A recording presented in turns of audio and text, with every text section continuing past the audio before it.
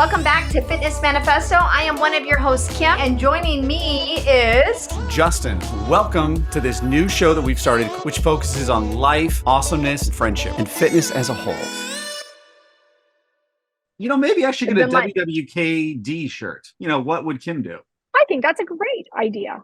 Why not? That's merch right there, people. I think we've just come up with our next merch item that we're going to sell. It's my sister-in-law, when we go places, I took a picture one time in this alleyway and it was extremely graffitied. It was phenomenal, the artwork that was in this alley. It's a very, very known alley. And I did with my hands up in the air and smiling, being me. And she goes, "This is my favorite picture of you." So anytime we go anywhere, she has me do it. She calls it the Kim pose. Well, I think you've already sold the audience. Now you've sold me on the fact that, like, hey, we've got to get this pose on the shirt with that saying. There you go, with Fitness Manifesto on top of it. I'm gonna Instead of wearing shirts like this, I want something that says Fitness Manifesto. You mean supporting ourselves? I totally agree. Absolutely. And I'm a bag junkie. I like duffel bags. I love duffel bags. It's a weird thing. I know that. You know, I think that's actually something that's highly undervalued, sincerely, for my race tomorrow, because the weather's going to, I think it's starting at like 36 degrees in the morning, 34, something like that. So I know I have to layer up, but I don't know how much to wear and I don't know where to put it. So I need to like have a bag stashed with Kelly somewhere to be like, okay, here's my jacket, you know, whatever. And a really good bag is hard to find, I think, like especially sports. It really is. It really is. But I will tell you, my Peloton bag that I have, I could fit my computer in there. I absolutely love my bag. What do you love about it, sincerely? Because I know what you're talking about. I've seen it. It's a really nice bag, but besides the way it looks, what do you like about it? It's not cheap, for one. It's not cheaply made, so it's not going to destroy after I use it. It's got different compartments for you to put stuff in. So it's not just a big opening that you just throw everything into. There's pockets and dividers in it. And it's not crazy heavy, even without stuff in it, you know, because you can get these bags and the bag alone is crazy heavy. And it is not. I love it. I take it when I travel. It is great. To kind of piggyback on that, when I was a kid and doing all my swimming that I did, especially in junior high and high school, our team had this bag that to this day, I've never found one like it. So this bag, the coolest thing about it was our sports color. So it was blue and white, which was nice. Our logo was the Hawks. But the neatest thing about it was that it was 100% waterproof. I could throw in the back of my car and nothing else got wet. And it was like waterproof inside and out. So like if you had stuff inside, it would stay dry if it was raining. And if it was wet, it wouldn't let wet stuff out. It was the best bag I've ever owned. I've never found one like it, ever. Interesting. I wonder if this one's waterproof. I don't know. I have never tried that out. It's very interesting. I think the challenge is up. Now, Kim, I want to change gears just for a second here because we unfortunately missed a huge opportunity on Wednesday and we were recording, and I realized this afterwards, so I got to get your take on it. I made a pie. I filmed it, but one thing I didn't do though, I didn't film you eating it or me eating it. So Justin made a homemade crust. It was good. He made like his own recipe. He didn't follow anything. I will tell you, the blonde hair may throw you off because he made a good pie. I'll have to upload it to our Instagram page for Fitness Manifesto. If you're not following us on Instagram, definitely do it. I will upload a video. Tomorrow, I've got this run coming up, and it's interesting because one of my buddies I just found out is going to be in it, and he's running it with his son. Little did I know, so his son is good friends with my son, and said, "Seth, you should come run with us." Months ago, when he was training with his dad, Seth said, "I'm not interested." I found out this morning that he told him that. I'm like, God dang it. So I pulled Seth aside. I'm like, "Seth, did you say this?" Like, well, at the time I didn't really want to, but now I'm like, first of all, the race is tomorrow. It's way too late. So, I mean, you could be like, "Hey, you want to run it? I'm going to throw you to the sharks right now. And I'm going to teach you why you train for this and why you don't just jump into stuff like that." I mean, you could use that as a huge teaching tool right there as to why you build up that endurance. You build, your body stronger. You train for this. I mean, you've been training for how long for this? And you're still preparing yourself for the London Marathon that is coming. November 1st, I think, is when I officially kick this off. Yeah. Well, see, this is like the weird side of me that says, look, I'm already I'm not going to do what I think I can do just because of my back issues, right? It's finally feeling better. So I think I'll be able to push myself harder than I thought I was. But I'm already feeling like I'm not going to hit where I want to. And I know that if I have to wait up for him, it's going to irritate me. So I think this time, no, but I did tell him next time that it's on. So I said, next year, You're going to do it. But with you, you need to don't push yourself to the max. Like, I know you're like, I'm going to destroy it. And I can say that, but I'm the same way. I would go in going, you're all going down. I'm going to, I'm bringing it. But you have another marathon coming up. When? Next month? Yeah, March 4th. And then when do you run the London Marathon? 22nd or 23rd of April. It's some Sunday. So it's the 22nd or 23rd of April. Okay. So don't like destroy yourself tomorrow so that when you wake up Monday, you're like, oh, nope, I can't run today. I've hurt my back even more. Sound advice, Kim. And this is why we are such good friends. Listen to your body. You know that. Absolutely. But I'll be rooting you on. Which I'm so excited about. So thank you for that. I'm really, really excited. Yep. Thank you. Ted and I are going to be there. Ted's going to be taking pictures. He already has like which lenses he's showing up with to take pictures with. I mean, he's like prepared. First of all, I'm excited about that. The other part that's really neat about this race is that one of the best things, if you've never been part of a bigger race, they all start first thing in the morning, which is always fun because you get to like go right as the sun is starting to rise. And then by the end, the sun is, up pretty high and it's nice. So it's kind of fun. You get that whole, like, just a cool way to start your day because you start with duskish a little bit pre-morning and then it gets bright really quick. You're going to be an ice cube. I will be, but I'm expecting it. So I don't think I'll be as bad. And I know that once I start, so like I'm going to sit in the car because I think it starts at 7:15. So I'm going to sit in the car until 7:10 and I'm just going to go get to my gate. Well, I don't blame you. Yeah. I don't blame, but then once you start moving and that blood starts pumping, it's going to be history. And before long, you're going to be done with it. So any idea on how long it will take you to run this? We have any guesses? So my target is to do 10-minute miles. I think that's very reasonable. It's not totally horrible. So my goal is roughly, I'm going to try to speed up towards the end, but I'm going to try to do the 10-minute mark, which would put me at 2 hours, 10 minutes, something like that, I think total. So that's what I'm aiming for. Now we'll see. The last big race I did was 2018. So it was a desert mountain race with a buddy of mine. And that was 8 miles. And that was like huge terrain. I think the elevation gain was like 600. I mean, it was insane. Where was it at? It was in Arizona. He works at Raytheon in Arizona. So it was outside Tucson in this mountain range called the Rincons anyway. So it's like at the base of the mountain and you go up and you basically climb up the mountain and then circle back. It was actually I hate to say this, but it was probably one of the ugliest trail races I've ever been on which is very weird because it was like it just wasn't a pretty setting. So anyways, I pick a new place, guys. At least you're honest. That is one thing I'm definitely good at. But the difference with that is that the elevation coming down helped me speed up. So like it balanced out my time a lot. The nice part about running in Houston, for any of those that have never run here, the elevation gain, I think in this entire 13 miles is 30 feet. You'll have that on your side. Oh, it's flat. I mean, it is as flat as it can be. But the weirdest thing, I don't know if you ever feel this way, that it kind of affects me is I've looked at the map. And so I know where you go. It's kind of like a circle-ish thing. But when I start going up, I feel like I'm going uphill every time I run. And I don't know how to mentally ever get past that, even though it's flat. And I know I'm going back and it's flat. It still feels like you're running up a hill. You know what I'm talking? It's a very weird feeling. Interesting. And I've never been a distance runner at all. I've never wanted to. It's just never been my thing. I always did sprints. I did hurdles. I played soccer and softball and volleyball and all the other stuff. But as far as distance running, wasn't my thing. Ted was a distance runner. And I just, nope. I mean, when you talk, that's all you. I got nothing. The weirdest part for me is that, so usually after I run, I'm like wired. Like I feel great after I finish it. Right around 2, because this is the first race of the year, I told Kelly, I'm like, look, I have pictures at 11:30 and I've got a coach from 12 to like 1. I told her, look, at around 2 tomorrow, I'm going to probably crash. So we got to make sure there's nothing in the count. Like I just want to chill all day. It'll be interesting to see how I feel if I can make it till 2. Make sure to sit in your hot tub. Oh, trust me. The weather is perfect for 1, but for 2, for your muscles. Hydrate.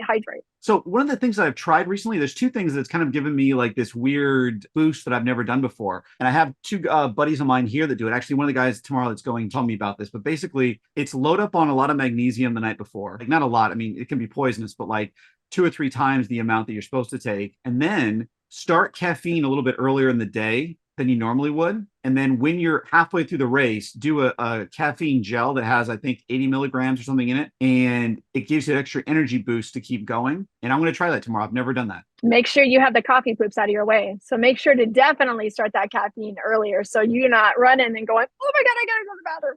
First of all, my body, I won't allow that to happen because I don't go in public, right? Like that's my thing. So I will hold it until no, I know that.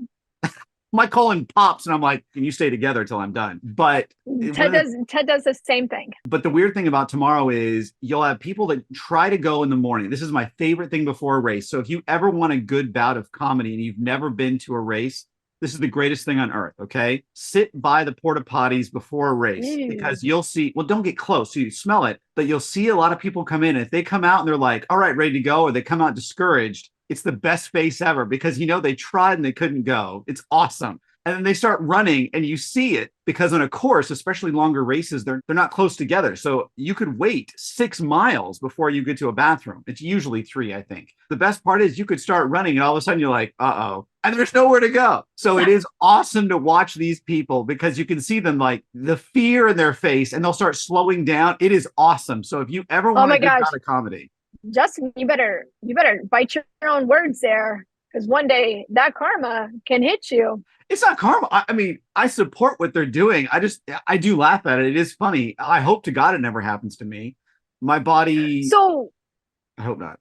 They have, like, with runs and stuff like this, they have porta potties and stuff set up within a certain distance. Yeah. So yesterday when I sent you that map in terms of like the spectator stuff on there, so there's like 3 spots where you can do spectator stuff. So usually what happens is they'll have, I think there's actually a rule in the running world that you have to have them every such far. And I think it's 3 miles, maybe closer, maybe it's 2. But you have porta potties every XYZ marker. And then you've got aid stations. So like if you hurt yourself, I think every 3 or 4. And then you've got watering stations, and it depends on the length of the race. So like for a 3K, for a 5K, there's none. For a 10K, there's like 1. For a half 22 kilometer race, which a 13.1 mile. Anyway, that roughly works out to like 3 or 4 per whole thing. And it's funny because you'll see people, especially as you start getting towards the end, they have to go and there's like a line and they're like be looking at their watch like, oh, come on, I'm going to miss my time. So watch. Have you ever had that happen? No, I've never had it happen. The only thing that's ever come close was, so my only thing that I do running that I struggle with, and I always have, is that like hydration with me. I sweat a lot. Doesn't matter temperature. I just sweat a lot. I can get dehydrated really quickly. So I have to drink a lot. So I usually have to pee. I don't know. Like for this, I'll probably have to pee twice, I think. Anyways. Really? So with all the sweating and stuff, you still have to pee even though you're sweating it all out? Well, it depends on how much I'm drinking beforehand. Like seriously, because what happens is for me, if I'm really like sweating a ton and because I'm not pushing as hard as I normally would tomorrow, I might be able to go without having to do it. But usually I'll chug during a race, probably a liter or so of actual liquid when I'm actually running. Okay. You carry water on your body, or do you carry a water bag? I've had the same Camelback bag for probably 15 years. I've used it forever. I've replaced the bag, but the backpack's awesome. Well, I completely forgot that Bailey had taken it to something that she went to and left it. So I went to go look for my bag the other day and I've lost, like it's gone. Like it's nowhere. So I realized very quickly that I don't have a running backpack anymore. So I have basically 2 water bottles that I'm going to take on my side that hold, I think 10 ounces. So I have 20 ounces. So for this long of a race, it's probably fine. I'll also probably stop and grab a water when I'm running at the aid station and I'll just push through. So then when you stop at like the water station, are they standing out like with them handing them to you as you run by, or do you actually have to go off track and stop? Kind of a hybrid of the two. So you don't have to go off the track. So you'll tomorrow when you go to like actually one of the like viewing stations, I think there's one there. You'll see it. It's on the course. So there's actually people that are lined up passing it out, like volunteers that are passing it out. And then you can actually go to the table as well. I think the way it works is usually they're the people that are handing it out, they're just handing out water. But then there's certain people that like certain sports drinks. So there's always like a Gatorade. Okay. Okay. I can't remember who the sponsors are in this, but anyways, there's always Gatorade. And then there's always like 2 others. So you can stop and get those electrolyte drinks as well. And you can still run with it. So there's like garbages everywhere. So if you're drinking it and running, you can just throw it away. So I don't like to stop. Kelly, She's actually a great runner, but I hate running with her because she stops and she'll talk. I'm like, come on, we got to go. And like, You're like, time, come on, let's go. well, to be honest with you, I it's can less about see you. to be honest with you, it's actually less about the time. It's just like when I stop, I get like I lose my momentum. Like I got to keep going. Right. Like I find that really hard to get going again. So I just keep going and I'll just toss it, whatever. So I don't know if that helps, but that's the way it works. Interesting. So what type of electrolyte drinks do you bring them with you as well? Are you bringing water with electrolytes in it, or are you just bringing water on your person? No.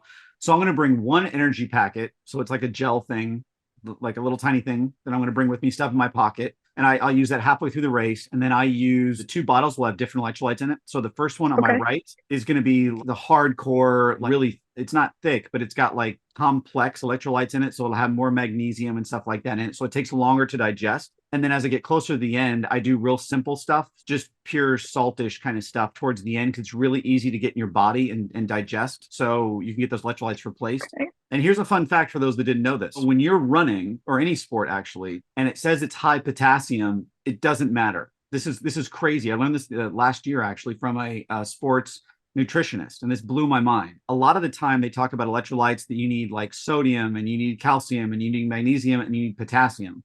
When you sweat, you lose all those except for potassium. You don't sweat out potassium ever. So if you're drinking potassium, you're not losing potassium. Like, it's great for recovery, but you don't need it when you're exercising. So you need more salts as opposed to potassium. Nothing I have in it has potassium. So then, okay, whenever you are all done, what do you eat and drink to replenish your body of all the nutrients and stuff that you lost while running?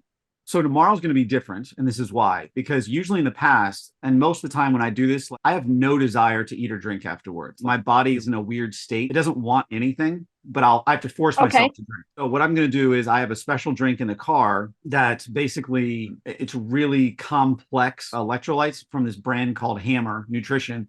And it's great for recovery. So it has a few basic chain amino acids in it, and it's got some other stuff in it. So it's lighter, but it replaces some of the minerals that I've lost, and it'll give me just a little bit of protein to help me keep going. Probably an hour after that, I'll do one of my smoothies because it's easier to digest. Next time you're over, I'm going to give you one just so you can try it. But probably do smoothies up until the afternoon. And then after that, I'm probably going to do things like potato, rice, things that are heavier. Like carbs? Yeah, but like complex carbs. I'm not going to do pasta, but like a brown rice, that kind of thing, just to like satiate myself, and then put a lot of protein in there. I actually do very little veggies and stuff like that after I run. Okay. I just didn't know what you ate. What are you eating today to prepare your body to run tomorrow? It's kind of the opposite of what a lot of people do when I prepare for big races like this. So I actually do less. So I'll do a lot more like liquidy kind of meals that are like denser. Okay. And I'm going to do like a sweet potato today for lunch. So I'm going to eat something kind of heavy, but it's like, very heavy, but good digestion, all that kind of stuff. A lot of vitamins and minerals in it. So great for that. And then tonight I'm going to have something really simple. I make this thing called pizza bread, but like something very simple, but like filling. Typically in a day, I get, I think, like 75 to 80 grams of protein. I'm going to try to hit 100 today just to get my body ready for tomorrow. What do you eat in the morning? To be honest with you, I'm not entirely sure yet because I haven't done a race like this in 5 years. The way I eat has changed so much since then. So I'm not really sure. I know I'm going to do. I don't know how it's changed. I mean, seriously. So like back in then, I was eating like salads for breakfast. I don't really eat salads for breakfast anymore, like little things like that. And so I know I'm going to do my tea, and I'm going to put some collagen in it and put some good fat in it. In terms of what I'm actually going to eat, I don't know yet. I honestly don't know. Do you eat a lot of salads? Yes. Like in general? Yes. Is your salad crazy colorful? So ideally, yes. But recently it's been like, I'll put carrots in there, but it's got a lot of green. So it has like cucumber and zucchini and like romaine and spring green lettuces in it. So it doesn't have a lot of like the peppers and stuff in it that would give it more color right now. Sometimes sweet potato I put in there, but yes, it's a pretty dense salad.